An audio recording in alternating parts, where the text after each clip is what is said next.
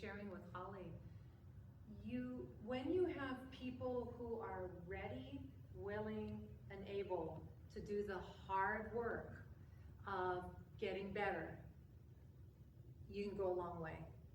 And unfortunately, there are a lot of organizations that we know of that they would rather not let anybody in and come under the hood to see what's actually happening for a variety of reasons, but AAFE is not one of those. They threw the doors open wide, and they were ready to do the hard work. And Holly, to her credit, there were times when things get hard when you're dealing with human beings and cultures of organizations.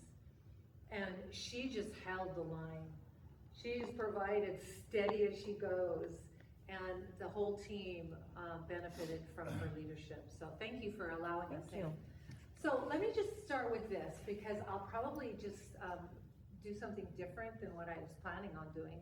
But bottom line is, at this moment in time, how many of you feel any anxiety or fear or nervousness or caution around what you're seeing in your communities, just locally? Anyone feel, Marilee, okay, all right.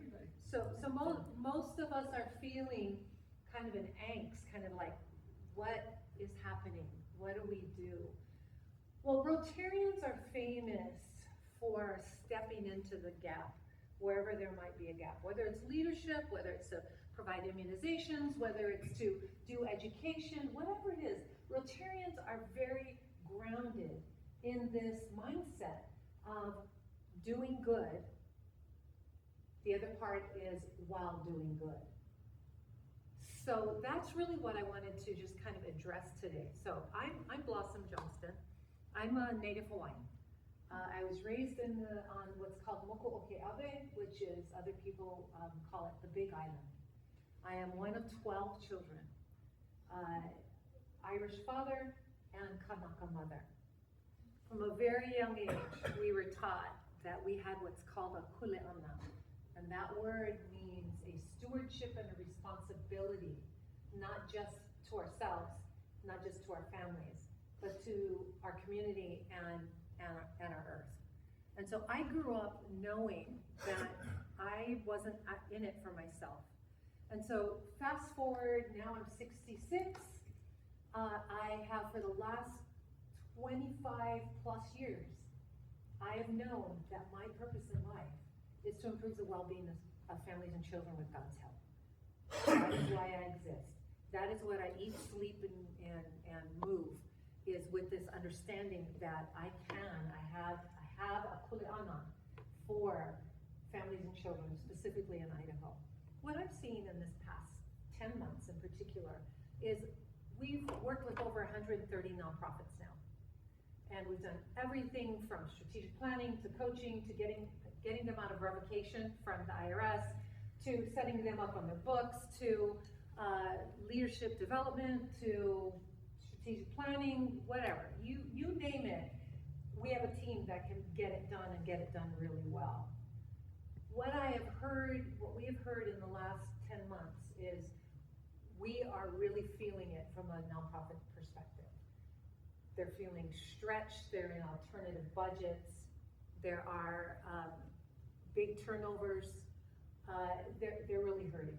So what we did is we then went and talked to philanthropists. So the Albertson Foundation, the Simplot Foundation, the Brandt Foundation, the Larmore Cunningham Foundation, the Idahohans Charitable Foundation, the Murdoch Foundation. So we went and talked to some of the big, all sizes of funders here in Idaho. And what we were hearing from them was mirroring what we were hearing in the nonprofit sector. They're going, holy cats, we don't know what to do in this moment in time. We can't give four plus times the weight of what we're currently giving, which is just one gap from our federal government cuts here in Idaho. The philanthropists that we talked to, they'd have to give away more than 4 times what they give away annually to just cover that one gap. Okay? All right, so here you have the nonprofit sector going, ah! and you have the philanthropy sector going, oh. So we wrote up a couple of reports on what we were hearing. Then we took it to policymakers. Guess what they said? They're really looking forward to, they're not looking forward to what's gonna happen this year in our legislature, because it'll be even less investment in humans, in Idahoans. And so we have this perfect storm that has emerged in our landscape called Idaho. What we as business people, as community leaders need to do is we need to go back to what we've always known as Idahoans, which is neighbor to neighbor. Our Idaho is contingent on neighbor to neighbor showing up for each other. And so in this last little bit, we have put together what we're calling our Idaho, neighbor to neighbor. We have Patricia Kempthorne. Anybody know Patricia Kempthorne? She's former First Lady, Dirk Kempthorne's wife. Jim Everett, are you familiar with Jim Everett? He is the former president of C of I. Cherie Buckner-Webb, anybody know Cherie Buckner-Webb? She was a legislator. She was a legislator, correct? So the three of them have signed on with our Idaho to help be ambassadors, because the whole intent of this is to get people to see who's in arm's reach. So all of you, if you ever stopped and looked at your own home from Google Maps, and you drew a mile radius around that, who falls in that radius? For the school, the office that you're in. If you drew a mile, ICCU, if you drew a mile around your bank location, that is your arm's reach. That's what we're trying to get people to see is, within arm's reach, what is it can you do? So you mentioned the food drive. Well, so Idaho Partners for Good, we try stuff and we see what works and what doesn't work. So I can't go out and tell people to start doing neighbor to neighbor if I'm not doing it. So last week, one of our neighbors is a fighter pilot out at Gowan, and I started hearing rumblings about stuff. I'm like, oh, okay. Well, so I sent out a text to my neighbors right in our little area, and I said, I think we need to do something just us. And if you have any food, bring it to the house. And last Friday, I took over 165 pounds of food from just my neighbors over to the Meridian Food Bank.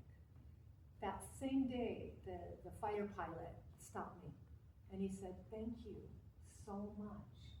And I said, well, Jason, you know, this is what we're trying to do, is making sure our own neighbors are not gonna fall through. He says, you know, I don't think anybody knows this, but we, the National Guard, have not been paid for 6 weeks. I said, wait, no, that's not what the national news said. National news says you guys are getting paid. And he's like, no, we have not gotten paid. In fact, we just had a suicide out at the base, and we're all wondering if it isn't because they just got back from deployment.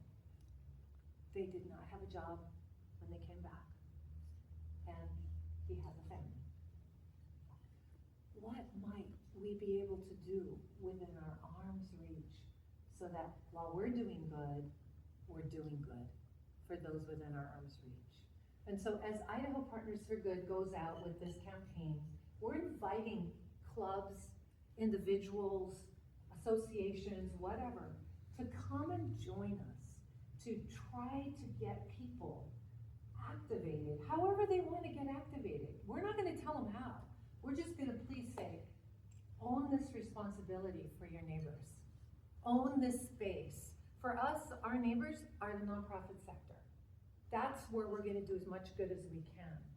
But individually, I can make sure my own neighbors within 1 mile of me, that they're not falling off the cliff. So, are you familiar with the ALICE data? Are you familiar? For sure. Okay, ALICE is an acronym for Asset Limited, Income Constricted, Employed. These are the people who are fueling our economic engine in Idaho. there is, between those that qualify for federal aid and this next level of people who are income constricted, more than 41% of Idahoans are currently in that bucket where they don't have what they need to put a roof over their families' heads and make ends meet here in Idaho. It's gonna get worse over the next few years. So as leaders in Caldwell, and of course, just demographically, Canyon County has always lagged behind Ada County as far as income. So the number is gonna grow probably faster here than it will in Ada County. But that doesn't mean that it's not something that as neighbors, we can't get our arms around. So I am asking, and I brought some information, that you start learning more about who's in that 1 mile radius around wherever you live or wherever you work, and figure out who are my partners in this. So if you're right over by DMB is probably a natural partner that you might want to tap and go, you know what, let's own this 1 mile right around us, and let's make sure the people in that 1 mile are okay. So I would just invite all of you to really start thinking about, how do I step back in time when Idaho was truly a place where neighbors showed up for neighbors. Let's reclaim that principle and that value, and let's activate those here in the club, as well as those that are neighbors, family, friends, colleagues. We cannot sit back. We don't have the luxury to do that. We will either create a virtuous cycle with what we do, or a vicious cycle, which means that more and more people will get hurt.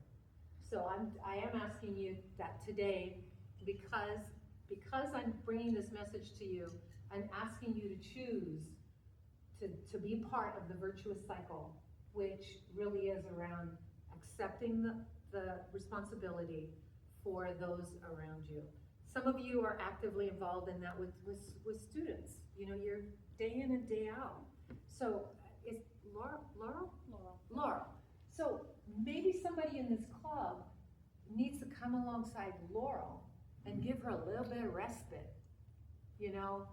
so that maybe she doesn't, I don't know what Laurel's dealing with. Only she does.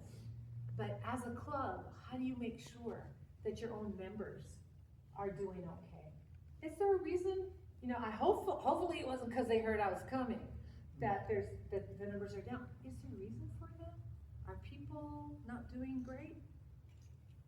So check on that. Make sure that your own club members are doing well. So I must not say too much more, except to just open it up for questions about, what are you most concerned about? And how might you be able to help not only your club, but your community when it comes to this pressure? And it will be a pressure cooker. Not only are SNAP benefits affected, but we've got housing subsidies that have gone away. We've got access to medical and behavioral that are becoming more restrictive. We've got childcare deserts out the yin-yang. So there are a lot of things that the pressure is going to become greater over the next few years. What is your kuleana? What is that thing that you can own in order to make sure those in your arm's reach don't fall off the cliff? So with that, I'm going to just stop, because I could go on for a long time, but it may not meet whatever needs you might have. Yes?